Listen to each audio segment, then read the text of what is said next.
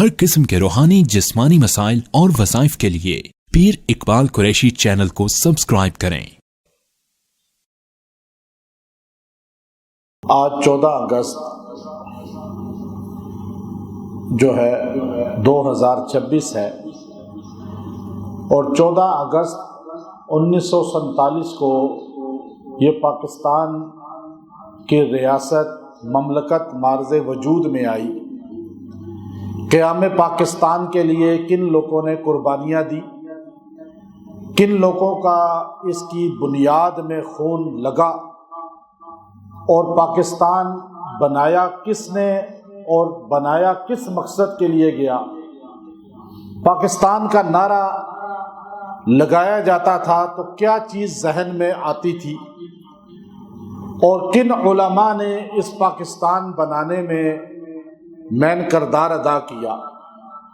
آج بہت افسوس یہ ہے کہ ہماری معاشرتی علوم جو ہے وہ بدلتے جا رہے ہیں۔ ہم نے بچپن میں محمد بن قاسم کو ہیرو پڑھا اور تاریخ بتاتی ہے، سلطان محمود غزنوی کو ہیرو پڑھا اور بتاتی ہے تاریخ، لیکن آج جو انگلش تعلیم کے زیادہ رسیہ ہیں اور انگریز سے زیادہ وفادار بنتے ہیں، وہ محمد بن قاسم کو بھی ڈاکو بتا رہے ہیں اور سلطان محمود غزنوی کو، اور یہی ہماری نسل کے ساتھ ہو رہا ہے۔ اب جو نسل 2010 کے بعد میڈیا کی شوقین پیدا ہوئی ہے، اس کو تو وہی اچھا لگتا ہے جو میڈیا بتاتا ہے۔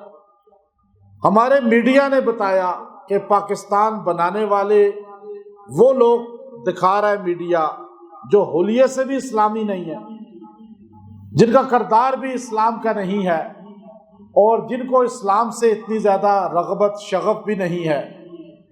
پاکستان مارز وجود میں ایک دن ایک سال میں نہیں آیا، بلکہ اس کو مارز وجود میں آنے کے لیے صدیوں محنت ہوئی ہے۔ آپ تاریخ کا مطالعہ کریں، ایسٹ انڈیا کمپنی 1601 میں برِ صغیر میں داخل ہوتی ہے انگریز برٹش سے۔ برطانیہ کے انگریز جو ہے وہ وہاں سے ایک کاروبار کے نام پر، بزنس کے نام پر وہ یہاں پر تشریف لاتے ہیں، اور یہاں پہلی کمپنی کا آغاز کیا جاتا ہے، اور وہ کہتے ہیں جی ہم نے یہاں آپ کے فائدے کے لیے کمپنی لگائی ہے، آپ لوگوں کو روزگار ملے۔ احمد شاہ ابدالی مغلیہ بادشاہ اس دور کا، وہ ان کے دھوکے میں آ جاتا ہے، اور یہ بات ذہن میں رکھ لیں، ہمیشہ جو اقتدار والے ہوتے ہیں ان کا عقیدہ کوئی نہیں ہوتا، ان کا مذہب کوئی نہیں ہوتا، وہ کرسی کو اپنا مذہب سمجھتے ہیں۔ ان کے سامنے آل رسول بھی آئے گی کربلا میں تو وہ اپنی کرسی بچائیں گے، آل رسول کی پرواہ نہیں کریں گے۔ تو احمد شاہ ابدالی مغلیہ بادشاہ، اس نے انگریز کے دھوکے کو سمجھ کر بھی آنکھیں بند کی، اور پھر وہ 1601 سے 1602 سے وہ کمپنی کام کرتے کرتے انہوں نے زمینیں خریدی، اور اس کے بعد زمینیں خریدتے 1740 تک وہ اپنا کام کرتے رہے، اور انہوں نے اتنی زمینیں خریدی کہ ایک صوبہ پورا انہوں نے قبضہ کر لیا، اور وہاں پر اپنا قانون لگا دیا، اپنا اقتدار مضبوط کر دیا۔ اس وقت اللہ نے 1700 کے اندر ایک بچہ ایسا پیدا ہوا دہلی کی سرزمین پر جس نے دنیا میں انقلاب لانا تھا، لوگوں کو قرآن حدیث فقہ سے جوڑنا تھا۔ وہ شیخ عبد الرحیم جو اس وقت دہلی کے بہت بڑے محدث عالم تھے، ان کے گھر میں یہ بچہ پیدا ہوا۔ اس بچے نے کتب اپنے باپ سے پڑھی، اور یہ بچہ عرب علماء سے بھی پڑھ کے آیا، اور یہ برِ صغیر کے اندر شاہ ولی اللہ کے نام سے مشہور ہوا، اور وہ انسان شاہ ولی اللہ تھے جنہوں نے بر صغیر کے مسلمانوں کو کہا، مسلمانوں یہ انگریز زہر قاتل ہے، یہ فرنگی کی تعلیم ہو یا فرنگی کا نظام ہو یا اس سے عقیدت اور محبت ہو، وہ تمہیں اسلام سے دور کرے گی۔ شاہ ولی اللہ دجل کو جانتے تھے، آپ نے فلسفے پر کتابیں لکھی، آپ نے بتایا اسلامی ریاست کیا ہوتی ہے، شاہ ولی اللہ نے بتایا کہ اسلام کا وہ سیاسی نظام کیا ہے، شاہ ولی اللہ نے بتایا کہ اسلام کو اگر آپ سمجھنا چاہتے ہیں تو آپ کو حجت اللہ البالغہ کو پڑھنا پڑے گا۔ حجت اللہ البالغہ شاہ ولی اللہ نے وہ کتاب تالیف کی، اس کے بعد آپ نے فیوز الحرمین کتاب لکھی، تکلیمات الہی کتاب لکھی، آپ نے ازالت الخفا کتاب لکھی۔ آپ کی کتب کو ترجمہ کر کے لینن اور مارکس نے کس طرح رشیا میں انقلاب لایا، اللہ کا نام نکالا، ان میں سے رسول کا نام نکالا، شاہ ولی اللہ کے القاب نکال دیے اور اپنی کتاب بنا کر پیش کر دیا۔ شاہ ولی اللہ نے فرمایا کہ نہیں، تمہاری ہدایت تب ہوگی، تم فرنگی کا مقابلہ تب کرو گے جب تم قرآن سمجھو گے، جب تم قرآن پاک کی قرآن فہمی اختیار کرو گے۔ شاہ ولی اللہ نے سب سے پہلے دنیا کے اندر اس آسمان کے نیچے عربی زبان سے قرآن کا ترجمہ نہیں ہوا تھا، اگر اس کائنات میں کسی نے عربی سے پہلی مرتبہ قرآن کا ترجمہ فارسی زبان میں کیا ہے تو وہ شاہ ولی اللہ ہے۔ شاہ ولی اللہ نے فارسی زبان میں قرآن کا ترجمہ کیا، شاہ ولی اللہ نے تفسیر قرآن لکھی، شاہ ولی اللہ نے درس قرآن کا آغاز کیا، شاہ ولی اللہ نے درس حدیث کا آغاز کیا، شاہ ولی اللہ نے بر صغیر میں پہلا درس قرآن دیا، پہلا درس حدیث دی، اور آپ نے بتایا مسلمانوں آج بھی قرآن سے جڑ جاؤ، اللہ تمہیں ترقی دے دے گا اور انگریز کے مظالم سے نکال دے گا۔ شاہ ولی اللہ یہی کہتے کہتے 39-40 سال بہاریں دنیا کے دیکھ کر اس دنیا سے چلے گئے۔ شاہ ولی اللہ پہ ظلم ہوئے، تشدد ہوئے، انگریز نے مظالم کی انتہا کر دی۔ شاہ ولی اللہ بکنے والا نہیں تھا، جھکنے والا نہیں تھا، شاہ ولی اللہ کا فتویٰ ہوتا تھا، پھر پتھر پہ لکیر ہوتا تھا۔ شاہ ولی اللہ نے کہا وہی فتویٰ ہے، دیتا رہوں گا۔ شاہ ولی اللہ دنیا سے گئے، آپ کا جانشین آپ کا بیٹا شاہ عبدالعزیز محدث دہلوی بنا۔ شاہ عبدالعزیز وہ بھی ترجمہ قرآن باپ کے ساتھ بیٹھ کر لکھنے والا تھا۔ پہلا فارسی کا ترجمہ شاہ ولی اللہ نے لکھا، پہلا اردو کا ترجمہ شاہ ولی اللہ کے 2 بیٹے عبد القادر اور آپ کے رفیع الدین 2 بیٹوں نے مل کر لکھا۔ دونوں محدث تھے، دہلوی محدث، اور دونوں نے پہلا دنیا میں اردو کا ترجمہ قرآن لکھا۔ یہ دونوں بھائی بھی اسی مسنت میں رہے، لیکن شاہ عبدالعزیز والد کے جانشین بنے۔ شاہ عبدالعزیز 1757 میں جب جانشین بنتے ہیں تو آپ 1771 میں آپ پہلا فتویٰ جاری کرتے ہیں۔ آپ کہتے ہیں انگریز آیا تھا ہمیں سبز باغ دکھا کر ہمارے حکمرانوں کو کہ ہم تمہیں یہاں پر نوکریاں دلوائیں گے، یہاں فیکٹریاں لگیں گی، یہاں روزگار ہوگا، لیکن ہمارے زمینوں پہ قبضے کر کے یہاں کی معدنیات لے کر جا رہا ہے، یہاں کے لوگوں کو غلام بنا چکا ہے، اسلامی جتنے بھی طور طریقے ہیں ان کو بھلایا جا رہا ہے۔ تو آپ نے پہلا فتویٰ بر صغیر کی تاریخ میں 1771 میں جاری کیا۔ شاہ عبدالعزیز نے فرمایا انگریز کے ساتھ جہاد کرنا فرض ہے، بر صغیر کا مسلمان کھڑا ہو جائے انگریز کے خلاف جہاد کرنے کے لیے۔ شاہ عبدالعزیز کا فتویٰ جہاد چلا۔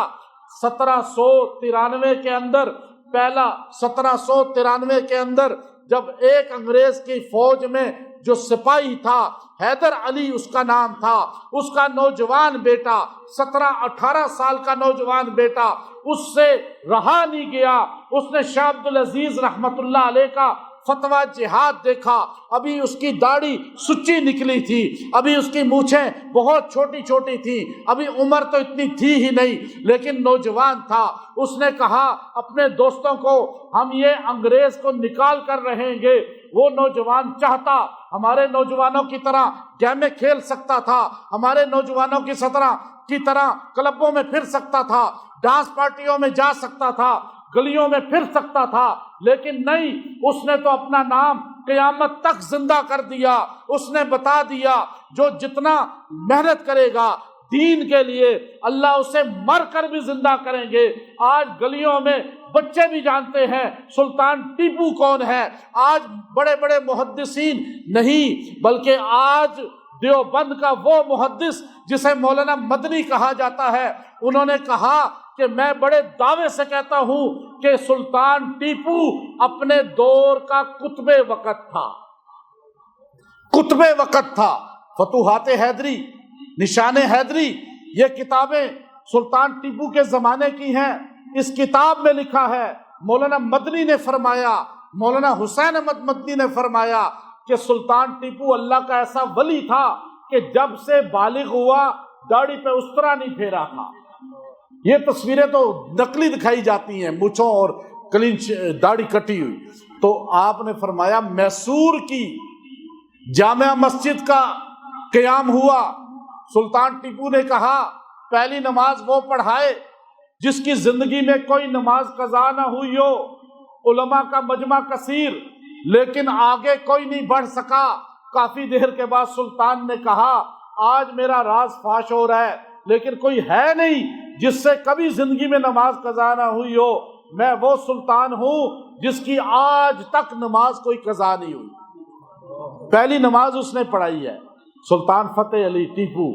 اس نے اپنے دوستوں سے کہا آپ بھی تو دوستیاں لگاتے ہیں، آپ کے بھی دوست ہیں، لیکن وہ دوست کبھی اچھے لائن پہ ان کو لگائیں آپ۔ اب آپ دیکھیے، اب یہ ہمارے بھائی ظفر سفاری صاحب بیٹھے ہوئے ہیں، اب یہ ماشاءاللہ دین کے ساتھ ایسے جڑے ہیں کہ یہ اپنے دوستوں کو روز حدیث بھیجتے ہیں، قرآن پاک کی کوئی آیت بھیجتے ہیں۔ مجھے اکثر کہتے ہیں کہ آپ مجھے اپنا کوئی نہ کوئی ایسی چیز بھیج دیا کریں، میں آگے سب کو بھیج دیتا ہوں، لاکھوں لوگ دیکھ لیتے ہیں جو ان کے ساتھ اٹیچ ہے۔ یہ دوستیاں قیامت کے دن کام آتی ہیں۔ اور سلطان فتح علی ٹیپو نے کیا کیا، اپنے دوستوں کا، یہ کرکٹ تو کھیلنے میں، دیگر گیمیں گلی ڈنڈا، یہ پٹھو گرم، اس زمانے کی گیمیں ہیں، چلتی آ رہی تھی۔ اس نے کہا آؤ میں تمہیں گھڑ سواری سکھاؤں، میں تمہیں نیزہ بازی سکھاؤں، میں تمہیں تیر اندازی سکھاؤں، میں تمہیں بندوق چلانا سکھاؤں۔ کیوں؟ ہم نے ملک آزاد کرانا ہے۔ یہ قیام پاکستان کا وہاں سے فتویٰ چلا ہے شاہ عبدالعزیز کا۔ 1700 میں 300 دوست اس کے جمع ہو گئے، 300 نوجوان، انہوں نے بیعت کی، موت کی، اور 1793 میں انگریز کے خلاف جا کے جہاد کا اعلان کیا۔ لڑتے رہے۔ انگریز عورتیں اپنے بچوں کو ٹیپو کے نام سے ڈراتی تھی، ایسا خوف تھا ٹیپو آ رہا ہے سلطان۔ اور میر صادق جیسا بدبخت اندر سے نکلتے ہیں، میر جعفر میر صادق اندر ہوتے ہیں۔ اس بدبخت نے زمینوں کے لالچ میں غداری کی۔ سلطان ٹیپو یہ کہتے ہوئے شہید تو ہو گیا کہ شیر کی ایک دن کی زندگی گیدڑ کی 100 سالہ زندگی سے بہتر ہے، لیکن ہتھیار نہیں ڈالے، شکست ہو گئی۔ لیکن انگریز کو پتہ چل گیا ان کا نوجوان ایک کھڑا ہوا تو ہلچل مچا دی، اگر قوم کھڑی ہوگی تو کیا حال ہوگا۔ ہمارے نوجوان یہ تھے، 17 سال کا عتاب بن اسید مکہ کے گورنر رسول اللہ نے بنایا فتح مکہ میں۔ 17 سال کا نوجوان صحابی معاذ ابن جبل کو یمن کا قاضی بنا کے رسول اللہ نے بھیجا۔ 17 سال کا اسامہ بن زید حضور نے آخری لشکر کا امیر بنا کر بھیجا۔ 17 سال کے نوجوان طارق ابن زیاد نے کشتیاں جلا دی تھی۔ 17 سال کا وہ نوجوان تھا جسے شیر خدا نے قاضی شریف کو پہلا جج بنایا تھا، اور وہ اسلامی تاریخ کا سب سے بڑا جج ہے۔ آج ہمارے نوجوان 17 سال کے کیا کام کر رہے ہیں؟ انہیں کیا پتا ٹیپو سلطان، اس کا نام زندہ ہے۔ میں ممبر پہ نام لے رہا ہوں سلطان ٹیپو کا، کیوں کہ اس نے آج 300-400 سال گزر گئے، لیکن سلطان ٹیپو ہمارے دل میں ہے۔ تو لوگ بھول جاتے ہیں قبر میں دفنا کے، لیکن یہ بھولنے والی شخصیت نہیں ہے. آپ بھی ایسے کام کریں، لوگ آپ کو بھولے ہی نہ. اب یہ آگ آگے بڑھی. بنگال میں سراج الدولہ بھی فتوی جہاد سن کے کھڑا ہو گیا، لیکن اس کو میر جعفر نے غداری کی اور وہ بھی شکست چلا گیا. اب یہ 1800 شروع ہو گیا سن. انگریز بڑھتا گیا، مظالم بڑھتے گئے. اب انگریز نے اتنا زیادہ اپنا تسلط جما لیا تھا کہ بر صغیر پر سکھوں کو مضبوط کر دیا گیا. اتنے مضبوط ہو گئے کہ یہ پشاور تک رنجیت سنگھ کی حکومت تھی، اور یہ پورا مردان کے پی کی جتنا بھی ہے چترال تک سارا رنجیت سنگھ، لاہور سے لے کر پورا پنجاب اور یہ علاقہ رنجیت سنگھ. بادشاہی مسجد کو استبل خانہ بنا دیا گیا. بادشاہی مسجد کے اندر گھوڑے باندھے جاتے تھے اور مسلمانوں کو نماز اور عبادت سے روکا جاتا تھا. ایک آدمی شاہ عبدالعزیز رحمت اللہ علیہ کے جو ہے شاہ عبدالعزیز رحمت اللہ علیہ کی دنیا سے جا چکے تھے. لیکن آپ یاد رکھنا جو میرا جملہ ہے، جملے کو آپ نے نہیں بھولنا، پھر آپ کو پورا سمجھ آئے گا پاکستان بنایا کس نے. آج نوجوانوں کو نہیں پتا نا پاکستان بنایا کس نے. میں جہاں اینڈ کروں گا پورا خلاصہ نکالوں گا، لیکن پیچھے بات کہاں سے چلی؟ شاہ ولی اللہ سے. پہلا مجاہد کہ ہمیں پاکستان کا تقسیم ہند کا، اس کا نام شاہ ولی اللہ ہے. آگے ان کے بیٹے شاہ عبدالعزیز کا فتوی جہاد، ان کے بیٹے شاہ رفیع الدین کا فتویٰ، ان کے بیٹے شاہ ولی اللہ کے شاہ عبد القادر کا فتویٰ، شاہ عبد الغنی کا فتویٰ. اب اللہ نے شاہ عبدالعزیز کے شاگرد سے کام لیا. اب شاگرد آ گیا اور شاہ عبد الغنی کا بیٹا آ گیا، شاہ ولی اللہ کا پوتا بھی آ گیا، شاہ ولی اللہ کا شاگرد بھی آ گیا. اب اس شاگرد کا نام اس پورے برے صغیر میں شاہ ولی اللہ کے بعد اگر سب سے بڑا ولی کوئی گزرا ہے اور جس کے شاگرد لاکھوں کی تعداد میں مرید بھی، وہ سید احمد شہید ہیں. سید احمد شہید 40 لاکھ بندہ آپ کا مرید تھا. 3 لاکھ آپ کے ہاتھ پہ سکھ مسلمان ہوئے، 26 لاکھ ہندو مسلمان ہوئے، اور آپ کا چہرہ دیکھتا تھا کلمہ پڑھنے لگتا تھا. اور شاہ عبد العزیز نے اپنے بھتیجے شاہ اسماعیل شہید کو اپنے شاگرد کا بیعت کرا کے مرید بنا دیا اور کہا نہیں، تم نے اگر بننا ہے کچھ، بے شک تم شاہ اسماعیل ہو لیکن تمہیں قدموں میں بیٹھنا پڑے گا سید احمد شہید کے. اب وہ شاگرد استاد پیر مرید. اب شاہ اسماعیل بھی کوئی عام آدمی نہیں تھا. ایک کتاب تقویت الایمان لکھی ہے انہوں نے. عبید اللہ سندھی رحمت اللہ علیہ کہتے تھے میں اس کتاب کو پڑھ کے سکھ مذہب سے مسلمان ہوا ہوں. مولانا لاہوری رحمت اللہ علیہ فرماتے تھے جو تقویت الایمان ایک بار پڑھے گا صحیح طرح، موت تک مشرک نہیں ہوگا، اللہ کلمہ توحید پہ مارے گا اسے. اب یہ استاد شاگرد دہلی کی جامع مسجد مسند شاہ ولی اللہ پہ بیٹھے ہوئے ہیں اور ہزاروں شاگرد بیٹھے ہوئے ہیں. ایک بندہ لاہور سے گیا روتے ہوئے کہنے لگا شاہ اسماعیل شہید رحمت اللہ علیہ اور سید احمد شہید سے، امیر المومنین سید احمد شہید، آپ یہاں محدث بنے بیٹھے ہیں، مفسر بنے بیٹھے ہیں، آپ یہاں مدرسہ بنائے بیٹھے ہیں. لاہور میں بادشاہی مسجد کو گھوڑوں کا استبل بنا دیا گیا، نمازوں کو بین کر دیا گیا، مظالم کی انتہا کر دی گئی پنجاب کے اندر. سید احمد شہید نے بخاری کو بند کیا، ترمذی شریف کی کتابیں بند کرائیں. فرمایا جب رسول اللہ کے دین کا یہ حال ہو رہا ہو، کتاب پڑھانے سے بہتر ہے تلوار اٹھانا. آج تلوار کی ضرورت ہے اور سید احمد شہید نے تلوار نکال لی. آپ تو بوڑھے مجاہد بن گئے، محدث. آپ نے کہا نہیں، اب حدیث پڑھانے سے پہلے تلوار کے ذریعے جہاد کریں گے. وہاں دہلی سے یہ قافلہ چلا، چند 100 لوگ تھے شاگرد آپ کے. جب یہ پشاور تک پہنچا ہے خیبر سے ہوتے ہوئے، اور پشاور میں یہ پہنچا ہے 1826 میں، 1 مئی کو 1826 میں. پیچھے 1700 میں سراج الدولہ، سلطان ٹیپو، شاہ عبدالعزیز، شاہ ولی اللہ کی ہسٹری آپ نے دیکھی. جب یہ پہنچتا ہے پشاور میں تو یادگار چوک میں یہاں فتح پشاور کر کے پہلا جھنڈا اسلامی لہرایا جاتا ہے۔ امیر المومنین سید احمد شہید فرماتے ہیں آج کے بعد پشاور میں شراب نہیں بکے گی، آج کے بعد پشاور میں ڈانس پارٹیاں اس زمانے کے مجرے نہیں ہوں گے، آج کے بعد یہاں پر اسلامی قانون ہوگا۔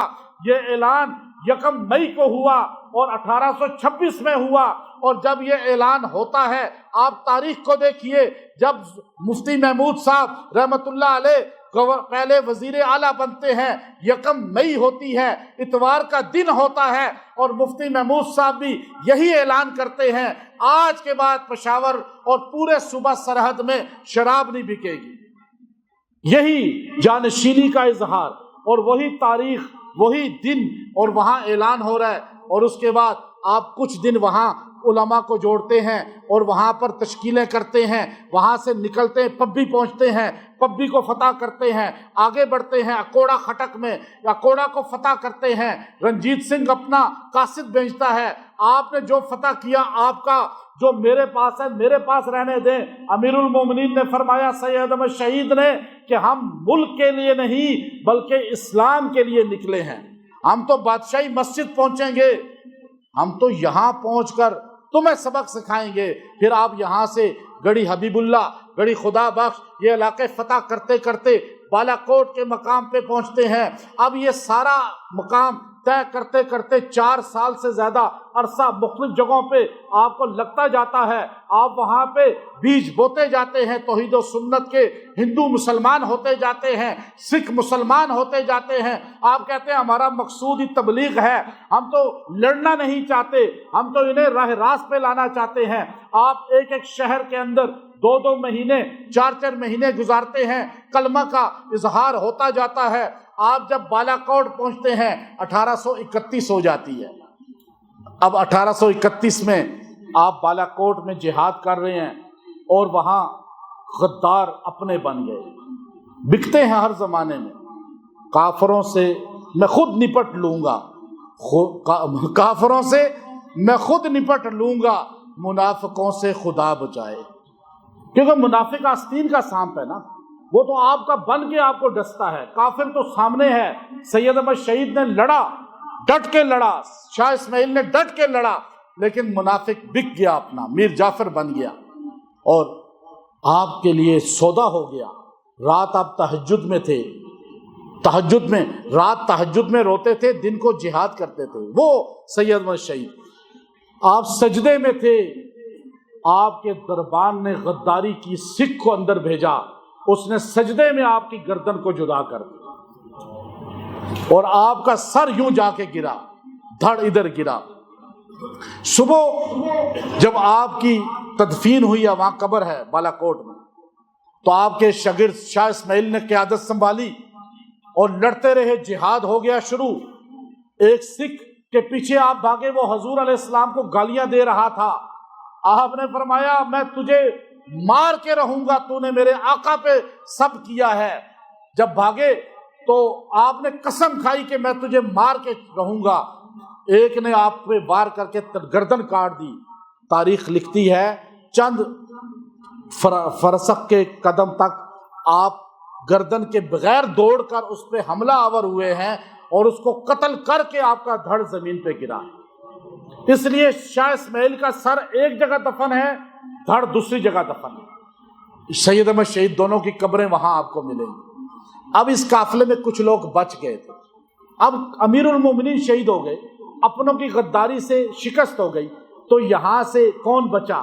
اب نام سنیے گا، شاہ ولی اللہ سے بات چلی ہے۔ اس قافلے میں ایک تھے مولانا قاسم نانوتوی، ایک مولانا رشید گنگوئی، حافظ مولانا مملوک علی، مولانا جعفر تھنیسری، مولانا ولایت علی، مولانا یحییٰ علی، اور اس میں حاجی امداد اللہ مہاجر مکی، حافظ زامن شہید، یہ وہ بڑے لوگ ہیں جن سے بڑا ولی اس زمانے میں کوئی نہیں تھا، اور یہ سید احمد شہید کے تربیت یافتہ ہیں، یہ اس قافلے میں رہ گئے، غازی بن گئے۔ یہ لوگ واپس دہلی چلے گئے، وہاں 1853 تک انہوں نے سکوت کیا، لیکن اندر مچل رہی تھی تحریک کہ کس طرح ملک آزاد ہو اور انگریز چلا جائے یہاں سے۔ پھر انہوں نے میٹنگ کی اور اس وقت میٹنگ ہوئی یو پی میں، اور وہاں سارے یوں بیٹھے. حاجی امداد اللہ مہاجر مکی نے قیادت سنبھالی. حاجی امداد اللہ مہاجر مکی کون ہیں؟ جو مولانا تھانوی کے بھی مرشد ہیں، مولانا نانوتوی کے بھی مرشد ہیں، مولانا انور شاہ کشمیری کے بھی مرشد ہیں، مولانا خلیل احمد سہارنپوری کے بھی مرشد ہیں، مولانا انور شاہ کشمیری کے بھی مرشد ہیں، اور وہ حاجی امداد اللہ مہاجر مکی جو پیر میر علی شاہ گولڑوی کے بھی مرشد ہیں. اور وہ حاجی امداد اللہ مہاجر مکی نے بتاؤ کیا کریں؟ علماء میں سے کچھ نے کہا کہ ہماری تعداد تھوڑی ہے، شکست ہو جاتی ہے بار بار. تو مولانا قاسم نانوتوی نے فرمایا کیا اصحاب بدر سے بھی تھوڑی ہے؟ پھر تو ہلچل مچ گئی.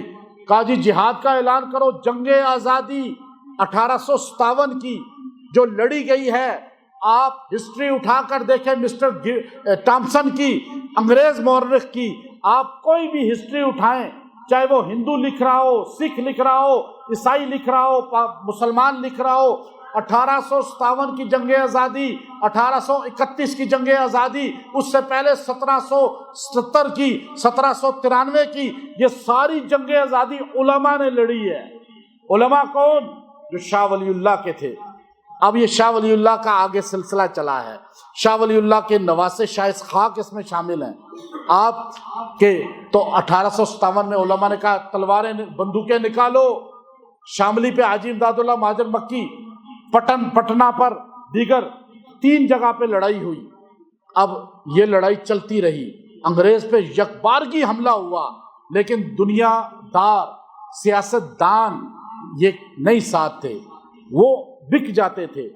علماء لڑتے رہے، شہادتیں ہوتی رہیں، آخر گرفتاریاں ہو گئیں، اور یہاں تک کہ حاجی امداد اللہ مہاجر مکی روپوش ہوئے 3 دن، پھر یہاں سے مکہ چلے گئے. انہوں نے کہا اب تو میں ہمت ہار گیا ہوں، بوڑھے ہو گئے تھے. آپ مکہ گئے، مکہ میں پیر میر علی شاہ ان کے ہاتھ پہ بیعت ہوئے تھے، اور آپ وہاں مالا میں ان کی قبر ہے. تو پھر مولانا قاسم نانوتوی بھی روپوش ہو گئے، رشید گنگوئی بھی، حافظ زامن شہید ہو گئے، مولانا مملوک علی جو سر سید احمد خان اور مولانا قاسم نانوتوی دونوں کے استاد تھے وہ بھی شہید ہو گئے. اب مولانا ولایت علی، مولانا جعفر تھانیسری، مولانا یحییٰ علی، یہ سارے گرفتار ہو گئے. تاریخ کالا پانی پڑھ کے دیکھیں آپ، جزیرہ انڈمان کتاب کا بھی پڑھ لیا کریں. اب یہ لوگ گرفتار ہو گئے، مولانا قاسم نانوتوی رحمۃ اللہ علیہ بھی سارے سائڈ پر ہو گئے. اب 1 سال 2 سال 3 سال، یہاں تک کہ 1862 کے اندر پورے برے صغیر میں انگریز نے ویلیم کو بلایا، بتاؤ یہ بار بار اٹھتے ہیں شاہ ولی اللہ والے، ان کو کیسے ختم کیا جائے، برے صغیر پہ تسلط مضبوط ہو. انہوں نے کہا 2 کام کرو، میں ریسرچ کر کے بتا رہا ہوں. ویلیم بہت بڑا ان کا جو ہے جاننے والا تھا، سیاست کو بھی اور معاشرت کو بھی. اس نے کہا مولوی سے کاٹ دو ان کو، دوسرا مدرسے کو ختم کر دو، قرآن کو ختم کر دو. انہوں نے علماء کی پگڑیوں کو ویٹروں کو پہنا دیا. سلطان ٹیپو کے نام پہ کتوں کے نام رکھنے شروع کر دیے. انہوں نے مدارس گرانے شروع کیے. جب انگریز آیا، دہلی میں 1000 مدرسہ تھا. 1862 میں پورے برے صغیر میں 1 مدرسہ بھی نہیں تھا. مدرسے گرا دیے، مسجدیں گرا دی، مسجدوں کو جو بڑی مسجدیں تھیں ان کو بین کر دیا، چھوٹی رہنے دی. قرآن کے نسخے سپرد دریاش کر دیے. یہاں تک کہ علماء کا قتل عام ہوا. مسٹر ٹامسن کی کتاب اٹھا کر دیکھیے، کہتا ہے 1962 میں 2 سال اتنا ظلم ہوا، کہتا ہے کہ پورے برے صغیر میں علماء کا قتل عام ہوا، اور مساجد کے بڑے بڑے علماء کو قتل کر دیا جاتا تھا. جو عام لوگ تھے وہ نمازیں پڑھاتے تھے، جنازہ پڑھانے والا نہیں ملتا تھا. مولانا الیاس دہلوی رحمۃ اللہ علیہ تبلیغ کا کام جو بعد میں شروع کیا، یہ انہی چیزوں کی کہ بڑے علماء کو قتل کرو، اور پھر چھوٹے عام لوگ رہیں جو 10 صورتیں جانتے ہوں، 2 صورتیں جانتے ہوں. میں نے مسئلہ کوئی صحیح نہ بتانے والا ہو تاکہ. اب علماء کا کہتا ہے مسٹر ٹامسن، خیبر سے لے کر چاندنی چوک تک، کہتا ہے میں نے درختوں پہ علماء کی گردنیں لٹکی ہوئی دیکھی. وہ کہتا ہے میں دہلی میں اپنے خیمے میں تھا، مجھے بدبو محسوس ہوئی. میں باہر نکلا تو میں نے دیکھا انگارے تپ رہے ہیں، 40 علماء ننگے کر کے ان پہ لٹائے جاتے ہیں اور وہ جل کے مر جاتے ہیں، اور ایک انگریز ان سے کہتا ہے علماء کو بتاؤ 1857 کی جنگ آزادی میں تم شریک تھے یا نہیں، اور مولانا قاسم نانوتوی سے تمہارا تعلق ہے یا نہیں؟ اس لیے کہ مولانا قاسم نانوتوی اس وقت، مولانا رشید گنگوہی اس وقت، حاجی امداد اللہ مہاجر مکی اس وقت دہشت کی علامت تھا۔ تو انگریز پوچھتا تھا تمہارا تعلق ہے یا نہیں؟ کہتا ہے مسٹر ٹامسن کہ میں اپنے گاڈ کی قسم کھاتا ہوں، وہ 40 زندہ جل گئے، اگلے 40 بھی زندہ جل گئے، لیکن ایک نے بھی قاسم نانوتوی رحمت اللہ علیہ سے غداری نہیں کی اور تحریک آزادی کا انکار نہیں کیا۔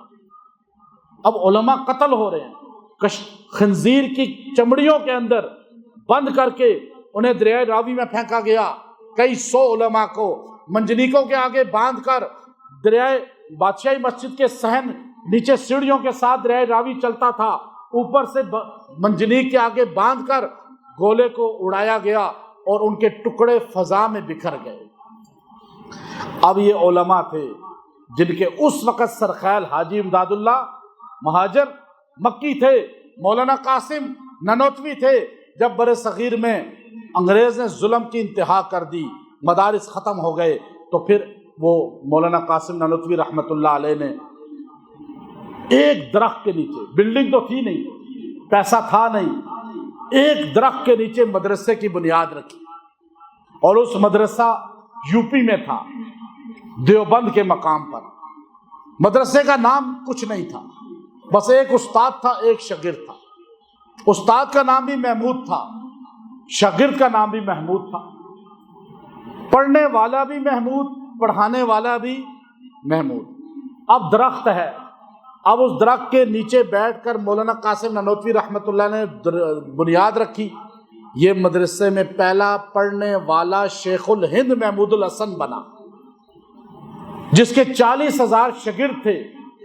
یہ دیوبند کا پہلا مدرسہ ہے 1864 میں، جس مدرسے میں پڑھنے والے علماء دیوبند کہلائے۔ آج دنیا کے کونے کونے میں آپ کو علماء دیوبند کا خادم ملے گا۔ میں دنیا میں جہاں گیا ہوں، وہاں جہاں سورج نکلتا ہے یا نہیں بھی نکلتا، وہاں بھی علماء دیوبند آپ کو ملے گا۔ اب یہ دیوبند ہیں علماء، اصل شاہ ولی اللہ کی لڑی ہے۔ اور میں بڑے دعوے سے کہتا ہوں، اس وقت یہ باقی مسلک نہیں تھے جو آپ کو پنڈی اسلام آباد میں پاکستان میں ملتے ہیں۔ میں ممبر پہ بتا رہا ہوں، ان کا بانی بھی پیدا نہیں ہوا تھا، ان کے بانی بھی پیدا نہیں ہوئے تھے، ان کی بنیاد رکھنے والے بھی پیدا نہیں ہوئے تھے جب ہمارے بڑے انگریز سے لڑ رہے تھے۔ اب وہ مدرسے میں بنیاد رکھی گئی۔ اب وہاں مدرسے سے حضرت نانوتوی کا ایک شاگرد تھا انور شاہ کشمیری، ایک شاگرد تھا مولانا حسین احمد مدنی، ایک شاگرد تھا مولانا اشرف علی تھانوی، ایک شاگرد تھا وہیں سے پڑھنے والا خلیل احمد سہارنپوری، وہیں سے مفتی کفایت اللہ دہلوی، وہاں سے انبار چلے۔ اب آگے دیکھیے گا پاکستان کس نے بنایا۔ یہاں پر مولانا مدنی 18 سال نبی کے روضے کے سامنے حدیث پڑھائی ہے، وہ دیوبند کا شیخ الحدیث تھا۔ انہوں نے فتوی جہاد انگریز کے خلاف جاری کیا، دیوبند کی مسند پہ بیٹھ کر، دیوبند کی صدر نشینی پہ بیٹھ کر آپ نے فرمایا انگریز کی نوکری حرام ہے۔ جب آپ نے یہ کہا تو آپ کو گرفتار کیا گیا 1914 کے اندر، کراچی خالق دینا ہال میں آپ کو گرفتار کر کے جج کے سامنے پیش کیا گیا۔ آپ کے ایک طرف کٹہرہ میں مولانا محمد علی جوہر کھڑے تھے، ایک طرف مولانا شوکت کھڑے تھے۔ یہ سارے شیخ الہند کے شاگرد ہیں، اور یہ تربیت حاصل کی ہے ریشمی رومال تحریک کی، جس سے انگریز ہل گیا تھا۔ شیخ الہند کی تحریک ریشمی رومال جو پاکستان کے لیے، قیام پاکستان کے لیے اتنا بڑا وہ حربہ تھا کہ انگریز کی کتابیں آج پڑھ کر دیکھیے، لندن کی لائبریریوں میں آپ کو ملے گا۔ اگر شیخ الہند کی یہ تحریک کامیاب ہو جاتی، غداری نہ کرتے، تو فرنگی کو برے صغیر میں پانی بھی گھونٹ نہ ملتا اور موت آ جاتی۔ لیکن جب عدالت میں کھڑے تھے جج نے کہا حسین احمد تم نے فتویٰ دیا ہے. آپ نے پوچھا کون سا؟ کہ فرنگی کی نوکری حرام ہے، اس سے جہاد لازم ہے. تو آپ نے جب یوں اوپر دیکھا، مولانا شوکت نے آپ کے پیروں پہ ہاتھ رکھ لیے، مولانا جوہر نے آپ کی داڑھی پہ ہاتھ رکھ لیا. حضرت آپ ہمارے لیے قیمتی ہیں، انگریز نے خالی قلم چلانا ہے اور آپ کو سزائے موت دے دینی ہے، لیکن آپ اتنا مقدس شخصیت، انقلابی شخصیت، ہم آپ کو کھونا نہیں چاہتے، آپ خدا را نرمی کریں. حضرت مولانا مدنی نے اپنی بغل میں ہاتھ رکھا، یوں کفن باہر نکالتے ہوئے فرمایا انگریز سے جب دیوبند کے مدرسے سے چلا تھا اپنا کفن آب زمزم میں دھو کے لایا تھا. پھر آپ نے وہ شعر پڑھا جو آج بھی شورش کشمیری پڑھا کرتا تھا، اور فرمایا آپ نے کہ لیے پھرتی ہے بلبل چونچ میں گل، شہید ناز کی تربت کہاں، ارے کھلونا سمجھ کے نہ برباد کرنا، ہم بھی کسی کے بنائے ہوئے ہیں. شجر آزادی کو خون دے کے سینچا کہ پھل اس کے پکنے کو آئے ہوئے ہیں. ماشاءاللہ زندہ باد. اب ہم نے کہا شجر آزادی کو خون دے کے سینچا 1914 ابھی، اور 1906 میں تو مسلم لیگ بنی ہے. اب آپ نے یہ کہا انگریز نے سزائے موت سنا دی، لیکن مولانا مدنی پیچھے نہیں ہٹے. پھر آپ اپنے شیخ کے ساتھ کس طرح آپ کس طرح جو ہے مالٹا میں گرفتار ہوئے، 2 سال 3 سال آپ نے قید کاٹی اس آزادی کے لیے. جب آپ کو مکے سے گرفتار کیا فرنگی نے، اور مالٹا میں جزیرہ میں مولانا عزیر گل، مولانا شیخ الہند کو، مولانا مدنی کو کیسے صعوبتوں میں رکھا. آپ 1920 میں واپس آئے، پھر آپ نے تحریک آزادی شروع کر دی. پھر مولانا اب آگے دیکھیے، 1906 میں مسلم لیگ بن گئی تھی، لیکن مسلم لیگ کا جو صدر بنا وہ قائد اعظم رحمۃ اللہ علیہ کو، لیکن ان کا حلیہ ہی نہیں تھا اسلامی. اور لوگ کہتے، علماء کہتے تھے ہم ان کے ساتھ نہیں چلیں گے. یہی بات ہے جب ریفرنڈم ہوا، جب کے پی کی میں ریفرنڈم ہوا تو پٹھان لوگ سارے کہنے لگے کہ ہم مسلم لیگ کو نہیں ووٹ دیں گے، ہم پاکستان کے ساتھ نہیں جڑیں گے. کیوں؟ اس کا بانی حلیہ سے نہیں ہے اسلام والا. اب قائد اعظم رحمۃ اللہ علیہ پریشان ہو گئے. مولانا حفظ الرحمان سہاروی کی کتاب اٹھائیں، قائد اعظم نے جو خط لکھے حضرت تھانوی کو، مولانا حفظ الرحمان نے جو خط پہنچائے حضرت تھانوی کے قائد اعظم کو، آپ کو سارے ملیں گے. اب بیچ میں جو کردار ادا کر رہے تھے مولانا حفظ الرحمان صاحب جو سہارنپور کے تھے. تو قائد اعظم رحمۃ اللہ علیہ کو بتایا گیا کہ بر صغیر میں ایک بندہ ہے، اگر وہ آپ کی تائید کر دے تو سارے علماء آپ کے ساتھ ہو جائیں گے. کیوں کہ کانگریس میں مولانا مدنی تھے، بڑی شخصیت، اور سارے علماء کہتے تھے ہم مدنی کے ساتھ ہیں. اور آج بھی آپ دیکھیے کہ آج ہمارے سارے پاکستان کی جو قیادت ہے ہمارے علماء کے پاس ہے یا نہیں؟ سیاستدان ہیں کچھ مولانا فضل الرحمان کے مقابلے کے؟ کوئی بھی نہیں ہے، کیونکہ اللہ نے قیادت علماء دیوبند کو دی ہے. اب آپ یہ دیکھیے کہ اس وقت مولانا حفظ الرحمان صاحب گئے قائد اعظم کے پاس. قائد اعظم نے کہا یہ حضرت تھانوی کون ہے؟ انہوں نے کہا یہ تھانہ بھون کے بزرگ ہیں. کہا ان کو میرے پاس لائیں. کہا وہ جاتے کہیں نہیں ہے، وہ نہیں جاتے کسی کے پاس، آپ کو جانا پڑے گا. قائد اعظم اتنا بزی شخصیت یہاں پر تو کراچی میں. پھر قائد اعظم نے کہا کہ خط میرا پہنچاؤ حضرت کو، حضرت آپ مجھے جو ہے ساتھ دیں میرا، میں پاکستان بنانا چاہتا ہوں. یہ میں آپ کو قصہ نہیں سنا رہا، مستند کتابیں. قائد اعظم نے آپ کو لکھا کہ میں آپ کا ساتھ تو دے سکتا ہوں، لیکن آپ کے حلیے پہ دیندار طبقہ اعتماد نہیں کرتا، اور ہمارا کے پی کے ہے سارا پٹھان لوگ دینی مزاج کے، تو آپ کی وجہ سے یہ دور ہیں. تو آپ بتائیں میں کیا کروں؟ خط، کتاب، ہر چیز موجود ہے، وہ خط بھی موجود ہے. آپ نے کہا کیا کروں؟ فرمایا کہ آپ ٹوپی سر پہ رکھ لیا کریں. آپ جو ہے ڈریس آپ وہ ٹی والا پہنتے ہیں، آپ نے ٹائی لگائی ہوتی ہے، آپ نے 3 پیس سوٹ پہنا ہوتا ہے جو آپ بچپن سے پہنتے آ رہے ہیں. چونکہ آپ برٹش بچپن سے اس ماحول میں رہے تھے، تو آپ تھوڑا سا یہ کر لیں اور عصا ہاتھ میں رکھا کریں، نبی کی سنت ہے. تو قائد اعظم رحمۃ اللہ علیہ نے فرمایا حضرت تھانوی کو لکھ کر کہ حضرت میں آپ کی بات مان لیتا ہوں، لیکن ایک آپ میری فرمائش پوری کر دیں. خط ہے، خط میں. کہا کیا فرمائش؟ کہا میں ٹوپی رکھوں گا لیکن اپنی ٹوپی مجھے دے دیں. میں شیروانی پہنوں گا لیکن اپنی مجھے دے دیں، عصا رکھوں گا اپنا مجھے دے دیں عصا۔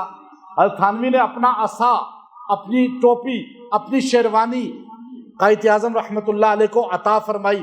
قائد اعظم نے موت تک کرا کلی پہنی ہے، جسے جناح کیپ کہتے ہیں۔ یہ جناح کیپ اصل میں نہیں تھی، تھانوی کیپ تھی۔ جو شیروانی پہنی ہے، آج مفتی تقی صاحب نہیں پہنتے شیروانی اور وہ کرا کلی، عصا ہاتھ میں رکھتے ہیں۔ یہ تینوں چیزیں قائد اعظم کو دینے والے مولانا اشرف علی تھانوی ہیں۔ قائد اعظم نے سینے سے ایسا لگایا کہ موت تک ان چیزوں کو نہیں چھوڑا۔ پھر کے پی کے لوگ کہتے تھے ہم نہیں الحاق کریں گے، اور قائد اعظم نے کہا حضرت تھانوی کو حضرت کوئی کریں۔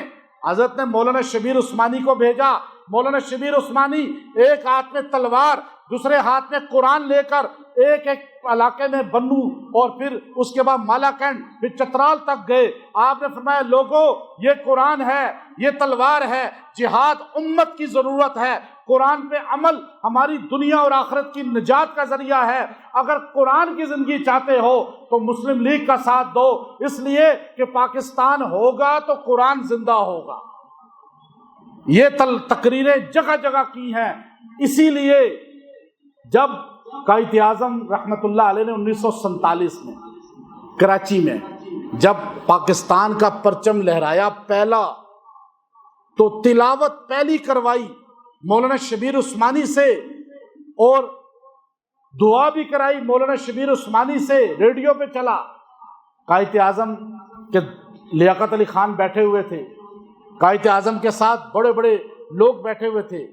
قائد اعظم سے کہا گیا پرچم لہرائیں۔ قائد اعظم نے کھڑے ہو کے فرمایا جس نے میرا سب سے زیادہ ساتھ دیا ہے، آج پاکستان بننے میں جس کا کردار سب سے زیادہ ہے، میں آج پرچم اسی سے لہرواؤں گا، اور نام اناؤنس کیا کہ مولانا شبیر عثمانی کھڑے ہو جائیں۔ پاکستان کا پہلا پرچم کس نے لہرایا؟ مولانا شبیر۔ وہ کیا تھے؟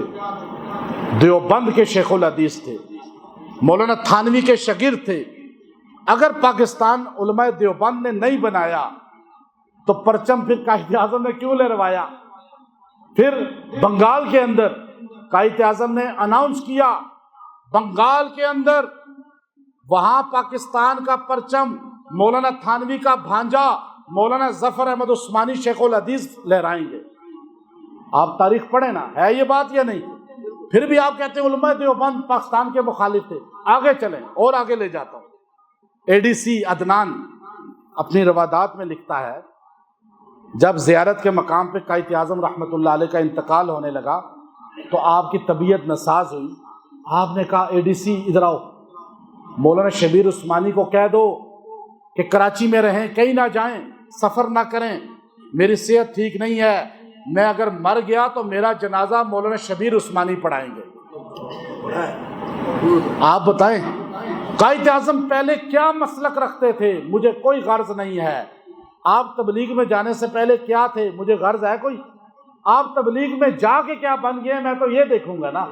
قائد اعظم پہلے کیا تھے؟ مجھے کوئی غرض نہیں، مجھے یہ دیکھنا ہے قائد اعظم موت کے وقت کیا تھے۔ اور میں منبر پہ بتاتا ہوں قائد اعظم مرتے وقت اہل سنت والجماعت تھے۔ آپ نے وصیت کی میرا جنازہ کون پڑھائے؟ مولانا شبیر عثمانی۔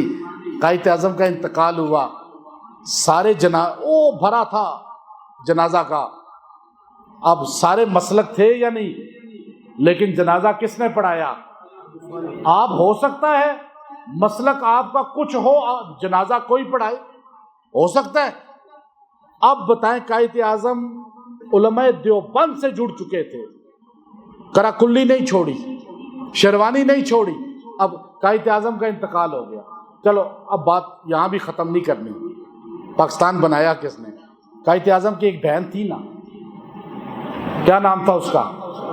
وہ فاطمہ جناح تھی، خاتون تھی نا، وہ خاتون اول پاکستان۔ ان کا انتقال ہوا، اٹھائے نا تاریخ کی کتابیں، فاطمہ جناح۔ چلو قائد اعظم نے سیاست کی وجہ سے جنازہ پڑھوایا، فاطمہ جناح نے موت کے وقت وصیت کی میرا جنازہ وہی پڑھائے جس کا دیوبند مسلک سے تعلق ہو۔ آپ اٹھائیں کتابیں، کوئی بوڑھا آدمی زندہ ہے فاطمہ جناح کا جنازہ جس نے سنا ہو دیکھا ہو، آپ پوچھ لیں قائد اعظم کی بہن فاطمہ جناح کا جنازہ جب رکھا ہوا تھا، ایسی شخصیت کو بلایا گیا جو شخصیت محتاج تعارف نہیں تھی، مفتی اعظم پاکستان، آج مفتی تقی عثمانی صاحب کے والد اس وقت کے مفتی اعظم مفتی شفیع صاحب رحمۃ اللہ علیہ تھے۔ اب آپ کو کوئی نہ بتائے، آپ کو نہ پتا ہو تو پھر ہم کیا کریں؟ یہ باتیں میں ہوائی نہیں کر رہا، دلیل ہے۔ قائد پاکستان ہمارے اکابر نے بنایا۔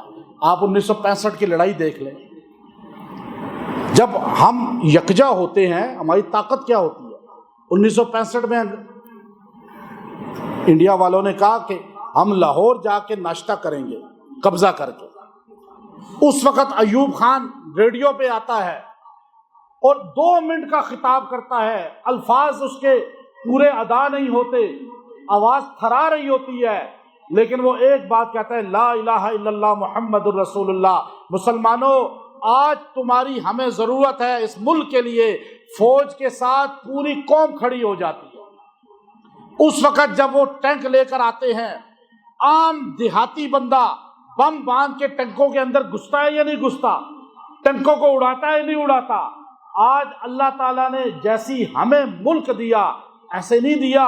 دنیا میں سب سے بڑا بر اعظم صحیح ایشیا کا، ایشیا میں سب سے بہترین ملک پاکستان کا، اللہ نے سب سے مقدس دن وہ 27ویں کا رکھا، اور اللہ نے ہمیں یہ ملک دیا۔ ہمارا ملک بھی اعلیٰ، ہمارا بر اعظم بھی اعلیٰ، اور ہمارے ملک کی عوام بھی مذہبی مزاج میں سب سے اعلیٰ۔ ہمارے ملک میں سب سے زیادہ مدارس، مساجد، خانقاہیں، دنیا میں تبلیغ میں سب سے اعلیٰ۔ ہمارے ملک کی آرمی بھی سب سے اعلیٰ، سب چیزیں اعلیٰ۔ صدر بش نے ویسا تو نہیں کہا تھا ٹیکنالوجی میری ہو، آرمی پاکستان کی ہو، پوری دنیا پہ میں چھا جاؤں گا۔ بس ہمارے اندر نااتفاقی ختم ہو جائے، ہمارے اندر سے میر جعفر نکل جائیں۔ ہم آج بھی پاکستان کرنے کے لیے بیٹھے ہیں، اور یاد رکھیے گا جتنا پاکستان سے پیار مذہبی طبقہ کرتا ہے، یہ سیکولر نہیں کرتا۔ یہ تو نوکریاں کر رہے ہیں، یہ ہمارے سیاستدان پاکستان کو بیچ رہے ہیں۔ پاکستان کے لیے میں قربانی دینے کو تیار ہوں، آپ تیار ہیں؟ ہمارا غریب آدمی، عوام جتنا دل سے پاکستان کے لیے مخلص ہے، کاش ہمارے حکمران بھی ہو جائیں۔ اور جس دن ہو گئے نا، یہ ملک آج بھی سونے کی چڑیا ہے۔ دنیا کی ایٹمی طاقت آج سعودیہ، اور آج کس طرح ہمارے ساتھ دنیا معاہدے کر رہی ہے، کیوں؟ ہماری آرمی مضبوط ہو گئی ہے، ہمارا ایٹمی قوت بن گئے ہیں۔ اللہ نے ہمیں اس لیے بنایا ہے کہ اس دنیا کے اندر اسلام کا محافظ یہی ملک بنے گا، اور ہماری فوج بنے گی انشاءاللہ، بن چکی ہے۔ لیکن آپ سارے اپنے حلیے کو تو اسلام پہ لائیں، دین پر اپنے آپ کو لائیں۔ 14 اگست یہ میسج دیتی ہے، یہ ملک بنا تھا کس نام پر؟ لا الہ الا اللہ۔ اور انشاءاللہ آپ سارے اپنی زندگی کو اسلام پہ لائیں گے۔ اور ابھی نماز ہوگی، جب نماز کے فوراً بعد انشاءاللہ باہر جائیں گے، پرچم کشائی کریں گے، وہاں دعا کریں گے۔ جو نماز کے بعد دعا ہوتی ہے یہ کہاں کریں گے؟ پرچم کے تلے، سائے تلے، اور اللہ سے مانگیں گے۔ آپ سارے انشاءاللہ جمع ہوں گے نا وہاں؟ سارے پاکستان سے پیار کرتے ہیں۔ پاکستان یاد رکھیے گا اسلام کا قلعہ ہے۔ آج ہم جو اتنا یہ بیان کر رہے ہیں دھڑلے سے، یہ اس ملک کی آزادی کی علامت ہے۔ ہم آزاد ہیں، اور یاد رکھیے گا کہ آپ کسی کا اعلیٰ کار نہ بنیں، اور نوجوان اعلیٰ کار بن جاتے ہیں۔ بس ملک کو دیکھیں، سب سے پہلے ہمیں ملک عزیز ہے، اسلام اور ملک۔ باقی تنظیمیں، تحریکیں ہماری بعد میں ہیں۔ ملک نہیں ہوگا تو تنظیموں کا کیا فائدہ، تحریکوں کا کیا فائدہ؟ تو سب سے پہلے کیا ہے؟ اسلام اور پاکستان۔ وآخر دعوانا الحمدللہ۔